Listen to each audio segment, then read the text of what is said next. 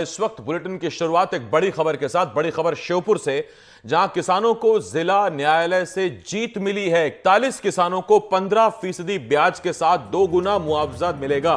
Court ने माना कि रेलवे और कलेक्टर की लापरवाही थी। रेलवे और कलेक्टर ऑफिस को कुर्क करने के आदेश दिए हैं। यह बड़ी खबर इस वक्त हम आपको बता रहे हैं और बड़ी खबर श्योपुर से आ रही है, जहां किसानों को जिला न्यायालय से जीत मिली है। पुराना मामला था, 41 किसानों ने याचिका लगाई हुई थी, मामला चल रहा था। 41 किसानों को 15% ब्याज के साथ 2 गुना मुआवजा देने का निर्देश दिया गया है। कोर्ट ने माना है कि तब रेलवे और कलेक्टर की लापरवाही रही थी।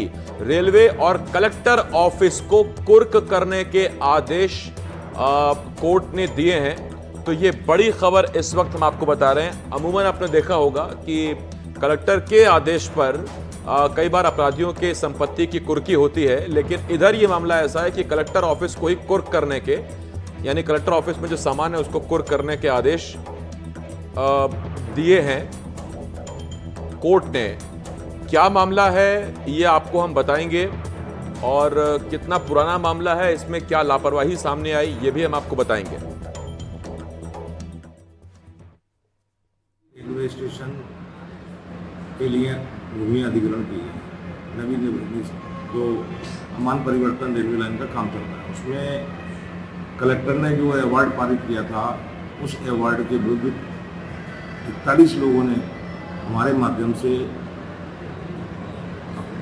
जिला एवं सत्र न्यायालय में अपील प्रस्तुत की थी, जिसकी रेफरेंस कलेक्टर के द्वारा भेजा गया था। जब यहाँ पर निर्णय हुआ तो जितना मुआवजा दिया गया था उस मुआवजे को दोगुना कर दिया गया।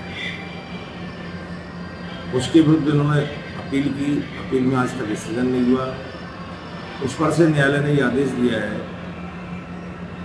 आदेश तो न्यायालय का 4 माह पहले का है, लेकिन आज हम कल पुनः हमने उसकी एप्लीकेशन दी थी और कल पुनः उनसे निवेदन किया था। तो माननीय न्यायालय ने ये आदेश दिया है कि इनकी संपत्ति कुर्क करके और राशि वसूल की जाए।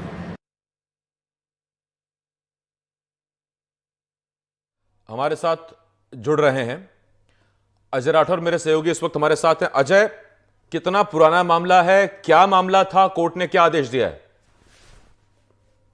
2022 का ये मामला है और जो Sheopur Gwalior railway broad gauge line convert हो रही है और उसके लिए किसानों की जो जमीन है वो अधिग्रहण होना थी, और श्योपुर कलेक्टर ने 2022 में लगभग 150 किसानों की जमीन जो है वो उसका अवार्ड पास किया था और उससे रेलवे को भुगतान करना था। और लेकिन कुछ किसान इस मुआवजे को लेके संतुष्ट नहीं थे, और यही वजह है कि लगभग 41 किसान जो हैं वो मुआवजे को लेकर जिला न्यायालय के दरवाजे पर पहुंचे थे और उन्होंने फरियाद लगाई थी कि उन्हें उचित मुआवजा उनकी जमीन का दिया जाए। और इसी मामले में जिला सत्र न्यायालय के जो न्यायाधीश है उन्होंने लगभग 7 महीने पहले ये आदेश पारित कर दिया, फैसला सुना दिया था कि किसानों को लगभग 56 हेक्टेयर भूमि का जो 5.5 करोड़ रुपया है वो रेलवे और श्योपुर कलेक्टर दें। लेकिन इस आदेश को अभी तक ना तो श्योपुर कलेक्टर ने गंभीरता से लिया और ना ही रेलवे की ओर से किसी भी तरह का किसानों को मुआवजा देने की बात की गई।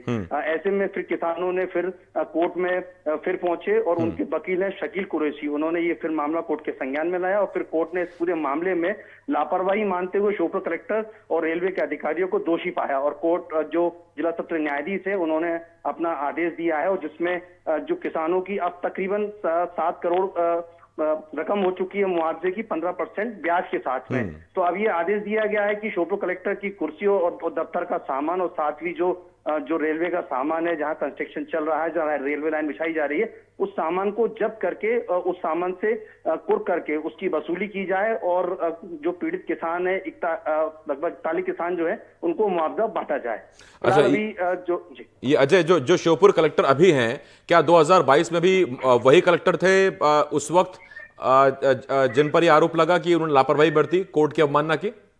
नहीं, जब ये पूरा मामला हुआ था और जब भूमि अधिग्रहण का मामला चल रहा था तब यहाँ पे शिवम वर्मा कलेक्टर थे और उन्हीं की देखरेख में भूमि अधिग्रहण का पूरा मामला चल रहा था और मुआवजा तय किया जा रहा था। लेकिन अब वर्तमान में जो कलेक्टर हैं लोकेश कुमार जांगिड, उनकी अभी फिलहाल 2 महीने पहले ही एज ए कलेक्टर के तौर पर पदस्थापना हुई है। फिलहाल अभी उनकी ओर से भी ये पूरा मामला नहीं देखा गया। हालांकि अफसरों से हमने कोशिश की थी ये जानने की कि उन्होंने कोर्ट में अपना क्या पक्ष रखा है, लेकिन किसी भी अफसर ने जो है पूरी सफाई नहीं दी है। ऐसे में साफ तौर पे अब जो वकील हैं, किसानों के वकील जो हैं, वो अब पूरे मामले में जल्दी जो पूरी कवायद है वो कोर्ट के सामने रख चुके हैं और सामान बता चुके हैं। और अब फिलहाल अब कोर्ट की ओर से कोर्ट मैनेजर नियुक्त होंगे जो कलेक्टर की कुर्सी, कलेक्टर के दफ्तर का सामान और रेलवे की जो संपत्ति है उसको जब्त करके पूरी राशि को वसूलेंगे। ये बहुत बड़ी खबर है।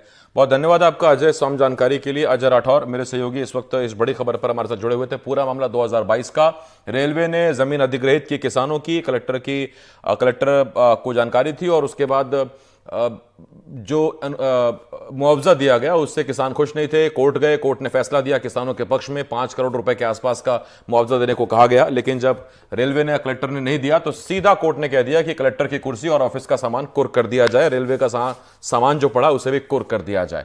आगे बढ़ते हैं, अगली खबर की तरफ रुख करते हैं। हाईकोर्ट ने पीएससी 2023 प्री एग्जाम के 2 सवाल गलत पाए हैं और अब फिर से प्री की मेरिट लिस्ट बनानी होगी। इसके आधार पर राज्य वन सेवा परीक्षा 2023 की मेंस जो 30 जून को प्रस्तावित है उसकी प्री की मेरिट लिस्ट फिर से बनाने के आदेश दिए गए हैं। अब फॉरेस्ट सर्विस का प्री रिजल्ट फिर आएगा। आपको बता दें कि हाईकोर्ट ने याचिकाकर्ता अभ्यर्थियों को पीएससी 2023 मुख्य परीक्षा में शामिल होने के संबंध में बड़ी राहत दे दी थी। हाईकोर्ट ने याचिकाकर्ता को निर्देश दिए थे कि वो 8 मार्च को पीएससी के इंदौर स्थित कार्यालय जाकर खुद आवेदन करें। इसके बाद आयोग उन अभ्यर्थियों का प्रवेश पत्र जारी करे। 11 मार्च 2024 को मुख्य परीक्षा का आयोजन होना था।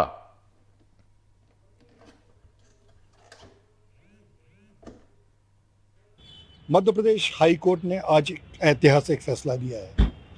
एमपीपीएससी 2023 और मध्य प्रदेश राज्य वन सेवा परीक्षा जो हुई थी उसमें 2 प्रश्नों को गलत पाया और कहा है कोर्ट ने कि अब उनके नंबर परीक्षार्थियों को दिए जाएंगे। चूंकि एमपीपीएससी के जो मेंस के एग्ज़ाम है वो हो चुके हैं, लेकिन 30 जून को मध्य प्रदेश वन सेवा के एग्ज़ाम होने बाकी थे, तो उन छात्रों के लिए अब एक नई मेरिट लिस्ट बनाई जाएगी। हमारे साथ इस सारी जो याचिका थी उसके याचिकाकर्ता एडवोकेट अंशुल तिवारी साहब हैं। अंशुल जी बताइए कि क्या है ये मामला? जो बंच ऑफ पिटिशंस जिसमें एमपीपीएससी 2023 स्टेट सर्विस एग्जामिनेशन, उसके साथ जो फॉरेस्ट सर्विस एग्जामिनेशन होता है उसकी जो फाइनल आंसर की आई थी उसमें कुछ क्वेश्चंस के आंसर और कुछ क्वेश्चन की फ्रेमिंग को लेके हमने उनको चैलेंज किया था। तो बंच ऑफ पिटिशन से अराउंड 55 लोग रहे होंगे। तो आज उन केसेस का फाइनल उसमें आर्गुमेंट हुआ, उसमें ऑर्डर उसमें डिक्टेट हुआ है, कल तक ऑर्डर आ जाएगा। इसमें बेसिकली 2 क्वेश्चंस, एक विलियम बेंटेक जो फ्रीडम ऑफ प्रेस से रिलेटेड मैटर था उसकी फ्रेमिंग को हमने डिस्प्यूट किया था और दूसरा एक क्वेश्चन था कबड्डी फेडरेशन का हेडक्वार्टर कहाँ है। तो विलियम बेंटेक वाले क्वेश्चन को कोर्ट ने माना कि वो उसकी फ्रेमिंग गलत है, इसलिए उसको डिलीट किया जाए और उसके मार्क्स सभी को यूनिफॉर्मली दिए जाएं जैसे कि पीएससी की पॉलिसी है। और दूसरा है जो AKFI amateur federation of kabaddi, उसका हेडक्वार्टर कहाँ है, तो उसका सही आंसर जयपुर कोर्ट ने माना है, जो कि पहले प्रोविजनल आंसर की में पीएससी ने जयपुर रखा था, उसके बाद उसको चेंज करके दिल्ली कर दिया था। अब उसको सही करके जयपुर माना है। इससे अब जो फॉरेस्ट सर्विस एग्जामिनेशन 30 जून को होने वाले हैं तो उसके लिए जो मेरिट लिस्ट है उसको रिवाइज करने के लिए कोर्ट ने आदेश दिए हैं।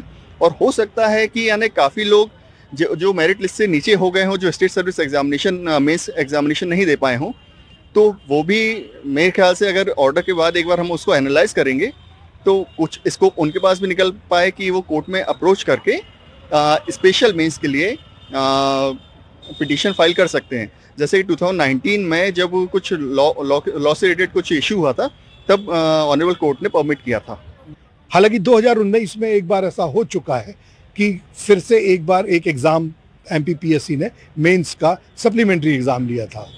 अगर कोर्ट ये राहत भी देती है तो ये मध्य प्रदेश के बच्चों के लिए बहुत अच्छी खबर होगी। वीरेंद्र शर्मा के साथ संजीव चौधरी, एनडीटीवी के लिए। संजीव चौधरी मेरे सहयोगी इस बड़ी खबर पर हमारे साथ जुड़ रहे हैं। संजीव जी, आपने वकील से बात की, याचिकाकर्ताओं के वकील से, मामला तो समझ में आ गया, बस मैं ये समझना चाहता हूं कि इससे कितना कुछ बदलेगा और ये कितना बड़ा बदलाव लाएगा। देखिए, इसमें दो बदलाव हो सकते हैं। सबसे पहले तो वो है कि जो लोग चूंकि एमपीपीएससी और वन सेवा का एग्जाम 30 जून को होना है, इसलिए नई मेरिट बनाई दी जाएगी। उन लोगों के पास अभी पर्याप्त समय है, उन्हें प्रवेश पत्र दे दिए जाएंगे और वो आसानी से इस एग्जाम को बैठ सकेंगे। लेकिन जो समस्या है वो है मध्य प्रदेश जो पीएससी हुई थी 2023, उसका मेंस का एग्जाम जो है वो 11 मार्च को हो चुका है।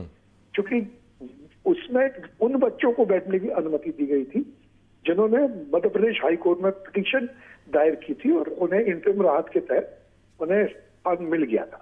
लेकिन वो लाखों बच्चे जिन्होंने हाई कोर्ट में पिटीशन नहीं लगाई थी, इसलिए उन्हें एग्जाम देने के लिए नहीं मिला था।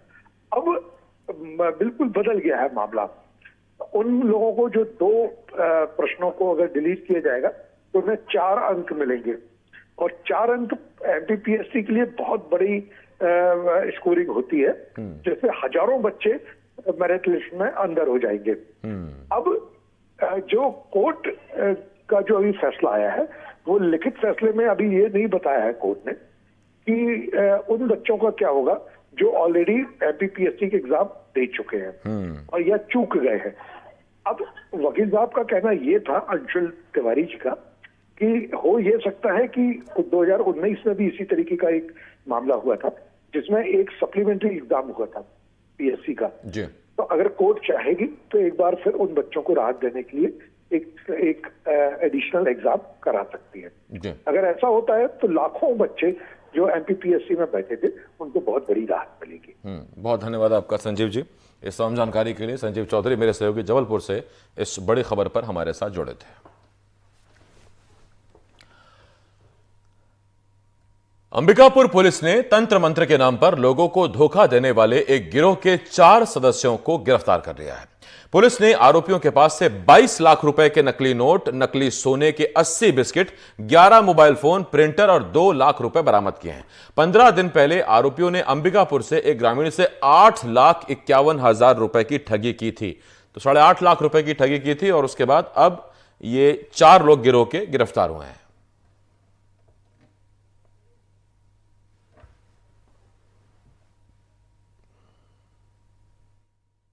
तत्काल पुलिस अधीक्षक महोदय के निर्देशन में एक टीम जो है थाना प्रभारी के नेतृत्व में रायपुर गई और रायपुर जाने के बाद में बहुत ही अथक मेहनत से जो है वो 3 आरोपी को रायपुर से और 1 आरोपी को जो है वो रायगढ़ जिले से जो है गिरफ्तार किया गया। साथ में जो है एक आरोपी का नाम सीत कुमार सोनवानी रायपुर के हैं, गिरधारी साहू आरोपी रायपुर का है, आसू झा रायपुर का है और 1 आरोपी जो है सुखदेव साहू रायगढ़ का है।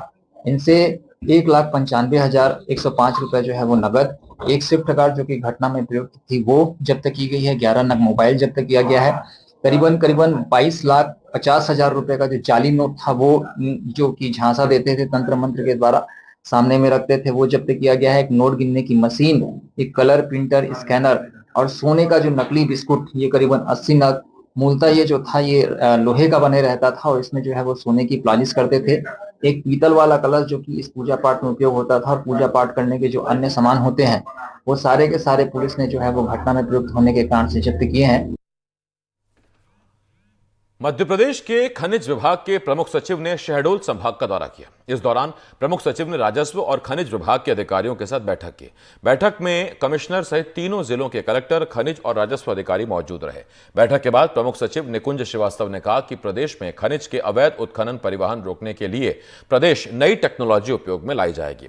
प्रदेश में इलेक्ट्रॉनिक गेट नाका लगाए जाएंगे। साथ ही प्रदेश भर में स्वीकृत खदानों की जीपीएस जियो टैगिंग की जाएगी। सैटेलाइट इमेज सिस्टम लगाए जाएंगे जिससे अवैध उत्खनन पर निगरानी की जा सके और अवैध उत्खनन पर रोक लगाई जाएगी।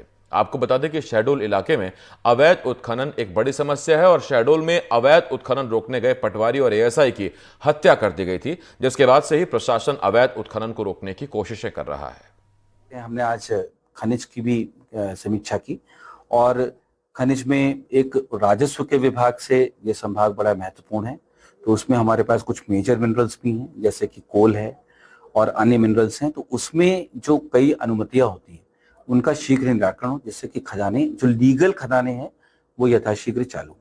साथ ही यहाँ जो अवैध उत्खनन परिवहन है उसके बारे में भी पुलिस के साथ और राजस्व अधिकारियों के साथ बैठ करके समीक्षा की गई, और उसमें इस प्रकार की हम लोग रणनीति बना रहे हैं कि अवैध जितना उत्खनन है, परिवहन है, उस पर पूरी तरीके से रोक लगे। पन्ना जिले में रेत का अवैध उत्खनन और कारोबार थमने का नाम नहीं ले रहा और आए दिन रेत माफिया केन नदी से रेत का अवैध उत्खनन कर रहे हैं, जिसकी शिकायत पर आज पन्ना कलेक्टर के निर्देश पर अजयगढ़ एसडीएम और पुलिस की संयुक्त टीम ने तड़के सुबह छापामार कार्रवाई की। इस दौरान 6 LNT मशीनें, 2 दर्जन रेत से भरे ट्रकों और डंपर को जब्त किया गया। हालांकि अधिकारियों को देखते ही माफिया मौके से फरार हो गए।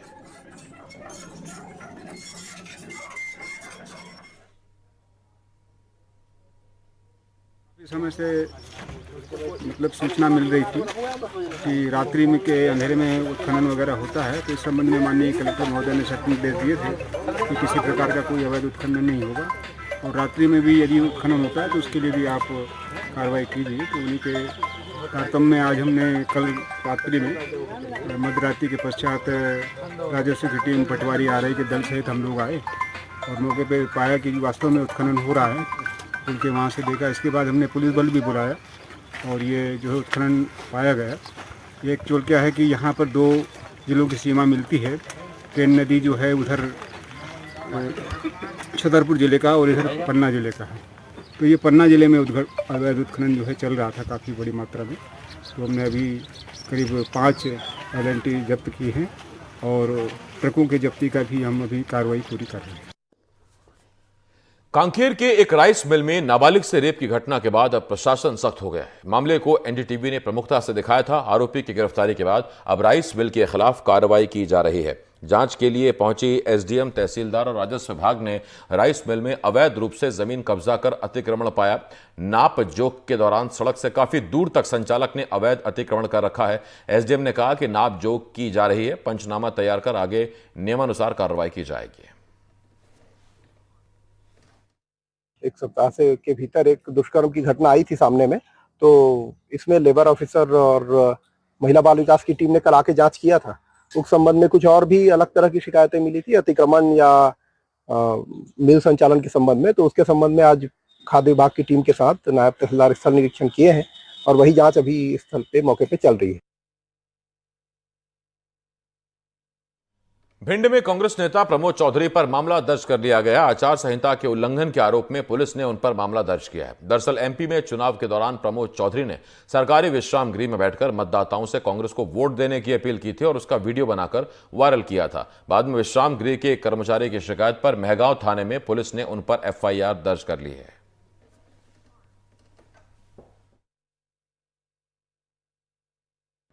लोकसभा भिंड क्षेत्र में सभी मतदाताओं से, सरब समाज से ये अपील कर रहा हूं कि 7 तारीख को कांग्रेस पार्टी हाथ के पंजे पे वोट डालकर भारी बहुमत से माननीय फूल सिंह बरैया जी को जिताएं। और मेरा सरब समाज से निवेदन है कि उनके बारे में जो भी ये वीडियो वगैरह उल्टी सीधी चीजें डाली जा रही हैं, इन पे बिल्कुल विश्वास न करें। ये 20 साल पुराने वीडियो, वो भी सही वीडियो नहीं है। इनको मिक्स करके बना के झूठे सांचे वीडियो डाले जा रहे हैं। इन वीडियो पे कोई भी भरोसा न करे। जबलपुर में एक और भर्ती घोटाला सामने आया है। जिला सहकारी केंद्रीय बैंक मर्यादित जबलपुर में सहायक समिति प्रबंधक में समिति प्रबंधक के पद पर भर्ती प्रक्रिया की गई। जांच रिपोर्ट सामने आने पर 3 अधिकारियों को निलंबित कर दिया गया। कलेक्टर दीपक सक्सेना ने सभी नियुक्तियों को निरस्त कर दिया है। नियुक्ति फर्जीवाड़े की जांच के लिए कलेक्टर ने 3 सदस्यीय समिति बनाई थी। समिति ने 27 चयनित अभ्यर्थियों के दस्तावेजों के चयन प्रक्रिया में आरक्षण नियमों के उल्लंघन के साथ कई अनियमितताएं पाई हैं। नियुक्तियों में MP सहकारी सोसाइटी अधिनियम का पालन भी नहीं किया गया। पदोन्नति में भी विसंगति पाए जाने पर लापरवाही बरतने पर 3 अधिकारियों को निलंबित कर विभागीय जांच शुरू की गई। सारी चीज़ों को लाके समिति ने पाया कि पूरी नियुक्ति की जो प्रक्रिया है वो दूषित है, तो दूषित प्रक्रिया होने की वजह से हमने इसको निरस्त कर दिया है। जिन लोगों ने ठीक से काम नहीं किया उनके खिलाफ कार्रवाइयाँ कर रहे हैं, साथ साथ नियुक्ति की नवीन प्रक्रिया भी जारी कर रहे हैं। इसमें एक बात मैं ज़रूर आपके माध्यम से रखना चाहता हूँ कि जिन भी लोगों ने पहले आवेदन दिए थे या जिन भी लोगों की नियुक्तियां अभी हुई थी, उन सारी नियुक्तियों को, उनके जो आवेदन पत्र हैं, उनका जो रिकॉर्ड है, उनको हम फिर से पुनर्विचार में लेंगे, उन पर फिर से विचार करेंगे। मतलब इसका मतलब ये नहीं है कि वो लोग, ये भर्ती प्रक्रिया रद्द होने से वो उनकी नियुक्ति का जो अधिकार है वो ख़त्म हो गया है। यदि वो पात्र होंगे, उस पात्रता के आधार पर उनकी नियुक्तियाँ पूरी प्रोसेस को करके, खासतौर से आरक्षण वाली जो प्रोसेस है, उस सारी प्रोसेस को करने के बाद फिर से किया जाएगा। जांच कमेटी ने एक चीज़ और पाई है कि जो पात्रताओं के लिए जो अर्हताएँ डिसाइड की गई हैं, कुछ अर्हताएँ ऐसी हैं जिनके बारे में शिथिलीकरण होना चाहिए। उसके लिए हम राज्य शासन से अनुरोध करेंगे। खबर बलौदा बाजार से है, जहां महिला की हत्या का पुलिस ने खुलासा किया है। दरअसल महिला लिव इन रिलेशनशिप में रह रही थी। ऐसे में पुलिस ने खुलासा करते हुए बताया कि महिला के लिव इन पार्टनर ने ही महिला की हत्या की वारदात को अंजाम दिया था, जिसके बाद पुलिस ने आरोपी को गिरफ्तार कर लिया और पूछताछ के बाद मामले का खुलासा किया गया। आरोपी को जो है वो तुरंत उस महिला को मारपीट और हत्या करने के बाद एम्बुलेंस लेने जा रहा हूँ यह कहकर गली में भागता हुआ गया और वह जो है फरार हो गया था, जिसको काफी पतासाजी के बाद घटना के 1 घंटे के अंदर गिरफ्तार किया गया। मैडम, दोनों पति पत्नी है क्या? अभी मर्ग जांच पर से ये जो अपराध कायमी की गई, इसमें जांच में पता चल रहा है कि ये दोनों जो है लिव इन रिलेशनशिप में पिछले 4 सालों से रह रहे थे।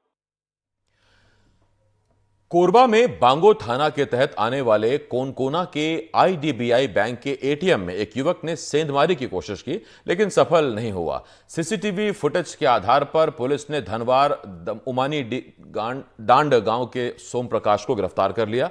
पुलिस की तफ्तीश में आरोपी के शराब पीने का आदी होने की बात सामने आई है। शराब पीने के पैसे नहीं मिले तो एटीएम चोरी करने पहुंच गया था।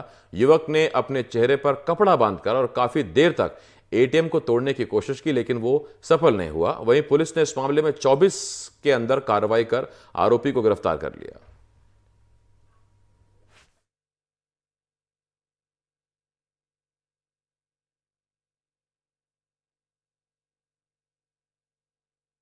ये घटना है कल सवेरे सुबह 4:30 बजे की, कल के दिन की। एक चोर था, वो घुसने का कोशिश किया, पीछे का जो दीवार है एटीएम का, उसमें एक छेद कर दिया, वहाँ से घुसने का कोशिश किया। उसके बाद उसने हमारे मशीन को खोलने का भी कोशिश किया है। मशीन को डैमेज पहुँचाया, पर मशीन को जब वो खोलने में असफल हुआ, वापस निकल गया बाहर। उसने मशीन को खाली डैमेज किया और निकल गया बाहर। इसकी सूचना पुलिस को दी है सर? हाँ सर, दे दी गई है सर। सीसीटीवी भी जब्त की है पुलिस ने? हाँ, सीसीटीवी का फुटेज। कितने लोग थे सर उसमें? बस एक ही व्यक्ति था।